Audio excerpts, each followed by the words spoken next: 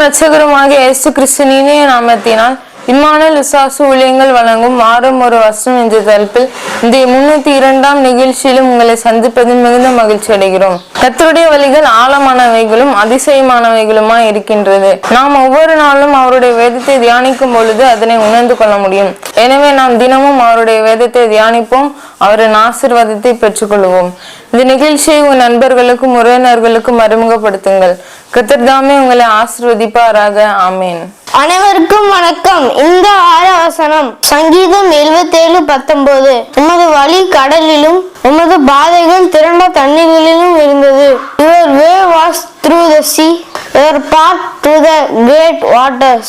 Psalm 77:19. Thank you.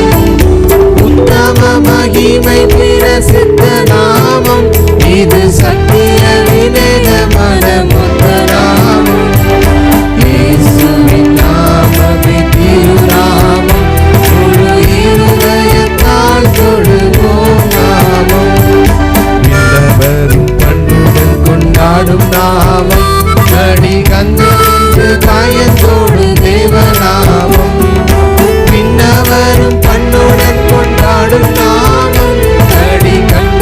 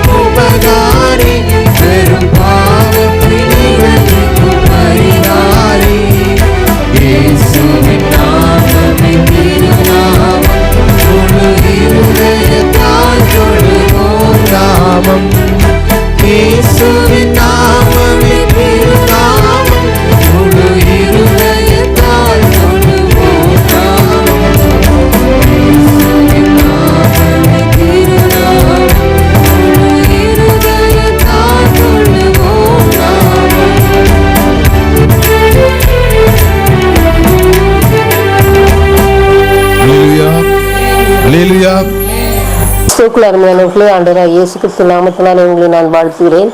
Emmanuel விசுவாச ஊழியர்கள் சார்பிலே வாரம் ஒரு வசனம் என்ற முறையிலே ஆண்டோட வசனங்களை நாம் தியானித்து வருகிறோம். இந்த 302வது வாரத்திலையும் கூட சங்கீதம் 77:19 ஆண்டோட கிருபையினாலே தியானிக்க இருக்கிறோம். சங்கீதம் 77:19 ஒரு வழி கடலிலும் ஒரு பாதைகள் சிறந்த தண்ணீர்களிலும் இருந்தது. ஒரு வழி கடலிலும் ஒரு பாதைகள் சிறந்த தண்ணீர்களிலும் இருந்தது. இஸ்ரவேல் ஜனங்களை ஆண்டவர் வழியெடுத்து செல்லும் பொழுது தரையிலே மட்டுமல்ல தண்ணீரிலும் வழியெடுத்து சென்றார். சமுத்திரத்தை இரண்டாக பிளந்து அவர்களை வழிநடத்தி சென்றார். யோர்தான் ஆற்றை இரண்டாக பிளந்து அவர்களை நடக்க செய்தார். இப்படி ஆண்டோடைய கிரியைகள் நிலத்தில் மட்டுமல்ல தண்ணீரிலும் சமுத்திரத்திலும் ஆறுகளிலும் கூட இருந்தது. அதை நினைவு விதமாக சங்கீதக்காரன் சொல்கிறார். சார்லஸ் என்று சொல்லக்கூடிய பின்னாளிலே பிரசித்தி பெற்ற ஒரு ஊழியக்காரர் ஆரம்ப காலங்களிலே மற்ற ஊழியக்காரங்களோட பிரசித்தி பெற்ற ஊழியக்காரங்களோடு அவர் பிரயாணம் செய்வாராம் சுவிசேஷ ஊழியத்தின் நிமித்தமாக. அப்படி ஒரு தடவை அவர் கப்பலில் செய்யும்போது பாய்மர கப்பலில் அவர் சென்று கொண்டிருக்கும்போது பெரிய மூடு வழியினால 22 மணி நேரம் கப்பல் ஒரே இடத்துல நிலையா அப்படின்னு நின்றுட்டான். எல்லாரும் என்னன்னு சொல்லி பதறி அடித்து ஓடி போய் கேட்கும்போது இருட்டு மாதிரி இருக்குது, ஒரு வழியுமே தெரியல. ஆகையினால கப்பல் அப்படி நிறுத்தி வச்சிருக்காரு, கப்பல் மாலுமி அப்படின்னு சொன்னாங்களாம். உடனே சரி அப்படின்னு சொல்லிட்டு எல்லாரும் இருக்கும்போது அதே கப்பலில் தான் பிரசித்தி பெற்ற ஜார்ஜ் முல்லர் இருந்தாராம். அவரை பற்றி நமக்கு தெரியும், அநேக அற்புதங்களை செய்யக்கூடிய ஒரு வல்லமை உள்ள நல்ல சுவிசேஷகர். அவர் உடனே சொன்னாரா, நாம் ஜெபம் பண்ணுவோம்னு சொல்லி மாலுமியிட்ட சொல்லி நாங்கள் நம்ம போய் ஜெபம் பண்ணி போனோம்னா ஆமாம் நம்ம புறப்படும்போது நல்லா தானே இருந்துச்சு, ஜெபம் பண்ணி என்ன ஆகும் அப்படின்னு சொல்லி அவர் சொல்லிட்டாராம். உடனே உமக்கு விசுவாசம் இல்லாட்ட பரவாயில்ல, நான் ஜெபம் பண்ணுறேன் கிடை என் கூட இரு அப்படின்னு சொல்லிட்டு ஜெபம் பண்ணாங்களாம். ஜெபம் பண்ணிட்டு கொஞ்ச நேரம் கழித்து வெளியே போய் பார்ப்போம்னு சொல்லி வந்த சமயத்தில் அவர் கூட மாலுமியும் வந்தாராம். என்ன சொன்னார், உமக்கு தான் விசுவாசம் இல்லையே, நீர் எதுக்கு அவங்க கூட வரீரு, நான் போய் பார்த்துட்டு வரேன். என்னன்னா இல்லை என்னதான் நடந்திருக்குன்னு சொல்லி பார்ப்போமே அப்படின்னு சொல்லி பார்த்த சமயத்தில் அந்த 22 மணி நேரம் அந்த மூடிக்கொண்டு இருந்த அந்த மூடு பனியானது விலகி இருந்து நல்ல வெளிச்சம் கிடைச்சுதான். உடனே நல்ல வெளிச்சம் இருக்கேன்னு சொன்னோடனே உங்களுடைய விசுவாசம் அறகுறையாக இருந்தாலும் ஆண்டவர் 2 விசுவாசத்தை கனம் பண்ணினார் அப்படின்னு சொல்லி சொன்னாராம். அருமையானவர்களே பாருங்க, தேவன் மீது பற்று நம்பிக்கை இருந்தாச்சுன்னா நாம எப்போதுமே சூழ்நிலையை பார்க்க மாட்டோம். அவர் சொன்னாரா, நீர் இந்த மூடு பனியை பார்க்குறீரு, ஆனால் அதே சமயத்தில் என்னுடைய வல்லமை செய்யக்கூடிய ஆளுடைய கரத்தை பார்க்கிறேன், அவருடைய வல்லமையினுடைய ஒரு தரத்தை நான் பார்க்கிறேன் அப்படின்னு சொல்லி சொன்னாராம். அவருடைய வல்லமையை பார்க்குற ஒரு தரத்தை பார்ப்பேன்னு சொன்னனாலே அவருடைய விசுவாசத்தை கருத்தை கனம் பண்ணினார். அதுமாதிரி அவருடைய யாக்கோபு 5:15-16 போட்டுக்கு பாருங்க, விசுவாசமுள்ள ஜெபம் பிணியாளியை ரட்சிக்கும், கர்த்தர் அவனை எழுப்புவார், அவன் பாவம் செய்தவனானால் அவனுக்கு மன்னிக்கப்படும். நீங்கள் சொத்தமடியும் அடிக்கு உங்கள் குற்றங்களை ஒருவருக்கு ஒருவர் அறிக்கையிட்டு ஒருவருக்காக ஒருவர் ஜெபம் பண்ணுங்கள் அப்படின்னு சொல்லி இப்போ நாம யாராக இருந்தாலும் சரி கேட்கிற எவனும் பெற்றுக்கொள்கிறான்னு சொல்லி ஆண்டவர் சொல்றாரு. அதுபோல யாருக்காகவும் கூட ஒருவேளை ஆண்டவரை நம்புவாங்க, ஆனால் அவளுக்கு கிரியைகள் சரியில்லாமல் இருந்தாலும் கூட ஆண்டவர்கிட்ட ஒரு பாவமன்னிப்பை, ஆண்டவரை நான் செய்து தப்பு தான், ஆனாலும் இந்த நேரத்தில் எங்களுக்கு இந்த தேவை இருக்கு, எங்களுக்கு உதவி செய்யுங்கன்னு சொன்னால் கர்த்தர் கண்டிப்பாக செய்வார். எல்லாரும் நல்லவங்க இல்லைங்கிறது ஆண்டவருக்கு தெரியும். நல்லவர் ஒருவர் இல்லை ஒருவராக இல்லைன்னு சொல்லி வேதத்தில் சொல்லப்பட்டது. ஆண்டவர் அவ்வளவு தூரம் அங்கலாக்கிறார். ஆனாலும் கூட அவர் நாம் கேட்கும் பொழுது நம்முடைய பாவங்களை அறிக்கையிட்டு பின்னால் கேட்கும்போது கட்டாயமாக அவர் உதவி செய்ய வல்லவராக இருக்கிறார். அதில் எந்த சந்தேகமே கிடையாது.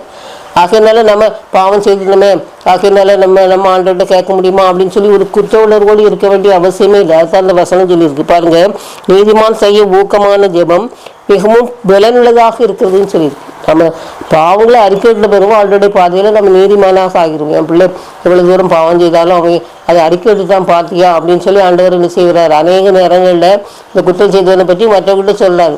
ஆகையினால நாம் எந்த நிலைமையிலையும் ஆண்டவரை விட்டு விலகாத ஒரு தன்மையை நம்ம பெற்றுக்கொள்ள வேண்டும். அவர் என்ன சொன்னால் வானத்தையும் பூமியும் படைத்தவர், அவர் சொல்ல ஆகும், அவர் கட்டளை நிற்கும் சொல்லப்பட்டிருக்கு. ஆகையினால எந்த சூழ்நிலையிலையும் ஆண்டவராக உதவ முடியும்.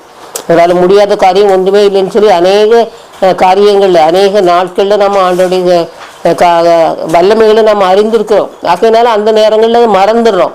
அப்படி இல்லாதபடிக்கு எல்லா சமயங்களையும் ஆண்டோடைய கிருபையை நம்ம உணர்ந்தவர்களாக வல்லமை உணர்ந்தவர்களாக வாழ்ந்தோன்னு சொல்லலாம். தைரியத்தோடு இந்த உலகத்தில் வாழ முடியும். ஆண்டவர் நமக்கு உதவி செய்வாராக. ஆமாம்.